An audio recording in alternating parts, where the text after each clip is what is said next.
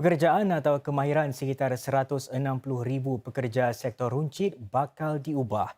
Ini menyusuli satu peta transformasi pekerjaan atau GTM baru yang memberi tumpuan kepada bidang-bidang penting yang perlu diubah dalam sektor berkenaan.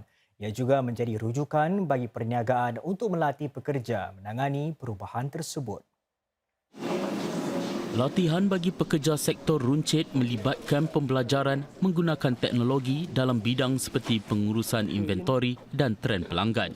Ini selaras dengan rancangan bagi sektor tersebut di bawah satu peta transformasi pekerjaan atau JTM yang baru. Ia mengenal pasti perubahan penting seperti lebih banyak kaedah digital untuk menjual barangan serta perubahan dalam pilihan dan permintaan pengguna. Menteri Tenaga Manusia Dr. Tan See Leng menekankan bahawa untuk mengelak kesan terhadap hasil penjualan, para peruncit harus merebut peluang untuk berinovasi. There are many exciting opportunities ahead. The growing middle class is a very rapidly growing segment, particularly in our region. They present untapped opportunities, untapped markets for those who dare to venture beyond our shores. The shifts in consumer preferences, the changing lifestyle patterns, which I've mentioned earlier, will bring about increased consumer demand for sustainability, for a more bespoke, personalized type of products and also services. Bagi membantu peruncit menangani cabaran-cabaran berkenaan, JTM itu mengenal pasti ruang di mana pekerjaan boleh direka semula atau dicipta serta menyarankan bidang latihan bagi pekerja. Dan bagi memastikan pekerja meraih kemahiran betul bagi industri tersebut, Persekutuan Majikan Kebangsaan Singapura dan rakan kerjanya akan bekerjasama dengan perniagaan untuk memenuhi keperluan masa depan mereka. Yuran perkhidmatan dan penyelenggaraan SNCC di kesemua 15 majlis bandaran yang dikendalikan PAP dinaikkan mulai bulan depan disebabkan kos yang meningkat. Menurut majlis-majlis bandaran tersebut, yuran seharusnya naik lebih tinggi jika tidak kerana pembiayaan khas pemerintah untuk mengurangkan kesannya. Yuran SNCC juga dinaikkan secara bertahap-tahap sepanjang 2 tahun bagi membantu penduduk membuat penyesuaian. Apabila dilaksanakan sepenuhnya Julai tahun depan, mereka yang menetap di flat HDB 1 bilik perlu membuat bayaran tambahan sehingga $2.60. Pemilik flat eksekutif pula perlu buat bayaran tambahan sehingga $17, manakala pemilik dan penyewa hartanah komersil akan dikenakan yuran tambahan sehingga 80 sen bagi setiap meter persegi. Sementara itu, penjajah dan pegerai di pasar perlu membuat bayaran tambahan sehingga $68. Kenaikan yuran SNCC berbeza bagi setiap majlis bandaran. Majlis-majlis bandaran PAP menjelaskan bahawa kos tenaga serta penyelenggaraan dan tenaga manusia juga meningkat. Oleh itu, harga tender bagi pelbagai khidmat seperti pembersihan, kawalan haiwan perosak dan kerja-kerja lanskap turut naik.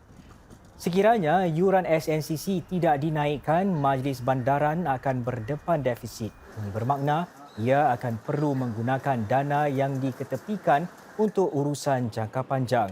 Kadar baru itu juga akan membantu usaha menjaga dan mempertikat kemudahan-kemudahan awam sepanjang 5 tahun akan datang. Mulai hari ini, 16 kereta api baru akan mula digunakan di laluan utara selatan dan timur barat. Penyumpang yang menggunakan dua laluan tertua itu boleh menjangkakan ruang gerabak lebih luas dan khidmat lebih cekap. Dua kereta api baru akan dilancarkan setiap bulan. Kesemuanya, 106 kereta api sedemikian bakal beroperasi di kedua-dua laluan tersebut menjelang 2026. Para penumpang boleh menjangkakan tempat duduk ergonomik. Ini bermakna lebih banyak ruang bagi penumpang berkerusi roda atau yang membawa kereta surung bayi. Kereta api ini juga akan mempunyai panel tingkap penuh sekaligus memberikan pemandangan luar yang lebih baik. Ia juga dilengkapi dengan sistem uji kendiri bagi memastikan kereta api sesuai untuk beroperasi setiap hari. Even as we are investing in new lines, we have to make sure that we are continually maintaining and renewing the existing lines. So in that regard, the North-South and East-West lines are the oldest lines we have. They've been in operation for 3 decades, in fact more than 3 decades. And so we need to ensure that from a system point of view, both hardware and software, we continue to invest and upgrade them. And that's what LTA has been doing. Penguasa pengangkutan darat LTA juga telah membeli 6 kereta api baru untuk laluan Timur Laut dan 23 bagi laluan Circle. Ia demi menampung lebih ramai penumpang apabila lanjutan kedua-dua laluan tersebut siap kelak. Perdana Menteri Lee Hsien Loong diuji positif COVID-19 lagi hanya beberapa hari selepas pulih daripada virus itu. PM Lee berkata beliau berasa sihat dan diberitahu doktornya bahawa kes jangkitan semula COVID-19 berlaku dalam 5% hingga 10% kes. Tambah Encik Lee, beliau masih boleh menjangkiti orang lain dan dinasihatkan agar mengasingkan diri sehingga diuji negatif. PM Lee sepatutnya kembali bekerja pada Isnin lalu selepas pulih daripada jangkitan pertamanya. 4 parti pembangkang di Singapura menubuhkan perikatan yang dipanggil Perikatan Rakyat untuk bertanding pada pilihan raya seterusnya. Demikian didedahkan Peguam dan Ahli Politik Lim Tien hari ini. 4 parti tersebut merangkumi Parti Suara Rakyat, Parti Reform, Parti Kuasa Rakyat dan Parti Progresif Demokratik. Pilihan raya Singapura seterusnya akan diadakan menjelang 2025. Encik Lim yang merupakan pemimpin Parti Suara Rakyat menambah bahawa 4 parti tersebut sudah berunding untuk menubuhkan satu perikatan sejak Januari lalu. Dalam catatan Facebook itu, Encik Lim menyenaraikan anggota jawatan kuasa eksekutif pusat pertama perikatan tersebut yang termasuk Encik Kenneth Jeranam sebagai pengerusinya dan Lim Tien sendiri sebagai Setiausaha Agung. Perdana Menteri Australia Anthony Albanese sedang melakukan lawatan rasmi ke Singapura hingga 3 Jun bagi menghadiri mesyuarat tahunan para pemimpin Singapura Australia yang ke-8. Mesyuarat itu satu wadah penting bagi Perdana Menteri kedua-dua negara untuk membincangkan kerjasama dua hala dan bertukar-tukar pandangan mengenai perkembangan serantau serta antarabangsa. Encik Albanese sepatutnya bertemu dengan rakan sejawatannya Perdana Menteri Lee Hsien Loong yang diuji positif COVID-19 sekali lagi. Timbalan Perdana Menteri Lawrence Wong kini akan memangku tugas Perdana Menteri selaku tuan rumah. Encik Albanese akan diberi sambutan beristiadat di istana esok di mana beliau akan bertemu dengan Presiden Halimah Yaakob. Selepas pertemuan itu, Encik Wong akan menganjurkan satu jamuan rasmi tengah hari untuk Encik Albanese. Pada hari yang sama juga, Encik Albanese dijadual menyampaikan ucap tama di edisi ke-20 Dialog Shangri-La, sebuah forum pertahanan tahunan yang melibatkan pemimpin dan pegawai tertinggi di rantau ini. Singapura dan China sedang berusaha mewujudkan hubungan menerusi telefon yang selamat bagi komunikasi peringkat tinggi antara pemimpin pertahanan kedua-dua negara. Menurut Kementerian Pertahanan MINDEF, langkah itu penting dalam mengukuhkan persefahaman dan kepercayaan bersama. Amerika Syarikat, Korea Selatan dan Jepun turut memeterai perjanjian serupa dengan China. Menteri Pertahanan Ng Eng Hen dan rakan sejawatannya dari China, Li Shangfu, menyaksikan pemeteraian perjanjian itu. Ini merupakan lawatan pertama Encik Lee ke Singapura. Semasa pertemuan mereka, kedua-dua pemimpin mengesahkan lagi komitmen bagi mengukuhkan kerjasama pertahanan. Mereka turut membincangkan isu keselamatan global dan serantau serta cara untuk meningkatkan kerjasama ASEAN dengan China. Encik Lee dijadual berucap di Dialog Shangri-La pada Ahad nanti mengenai inisiatif keselamatan baru China. Forum itu mungkin menjadi tempat pertemuan antara Encik Lee dengan rakan sejawatannya dari Amerika Syarikat, Lloyd Austin. Namun Beijing telah menolak permintaan Washington untuk pertemuan sedemikian. Hubungan antara China dengan Amerika Syarikat bakal menjadi tumpuan utama hujung minggu ini. Ini sedang pemimpin pertahanan dari lebih 40 negara berada di Singapura bagi Dialog Shangri-La iaitu sidang puncak keselamatan utama rantau ini. Edisi tahun ini juga bakal menyaksikan lebih ramai wakil dari Eropah berbanding tahun lalu. Satu petanda baru, hubungan semakin keruh antara dua kuasa dunia. China menolak permintaan Amerika Syarikat untuk mengadakan pertemuan antara ketua pertahanan kedua-dua negara menjelang dialog Shangri-La hujung minggu ini. Namun seorang pengamat berkata masih menjadi tanda tanya sama ada pertemuan akan berlaku. Paling tidak, forum itu mungkin merintis jalan bagi diadakan dialog atau peluang untuk memajukan hubungan dua hala. Pencerobohan Rusia ke atas Ukraine juga dijangka mendominasi perbincangan buat 2 tahun berturut-turut, terutama sekali dengan konflik itu seakan tiada penghujungnya. Kesan global disebabkan konflik itu termasuk jaminan bekalan makanan dan inflasi turut menjadi antara topik hangat dibincangkan.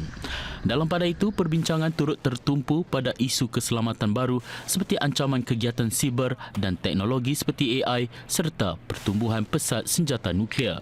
Dan dengan Singapura lazimnya memainkan peranan sebagai perantara di rantau ini, para pengamat berkata perhimpunan sedemikian amat penting dalam dunia pasca pandemik.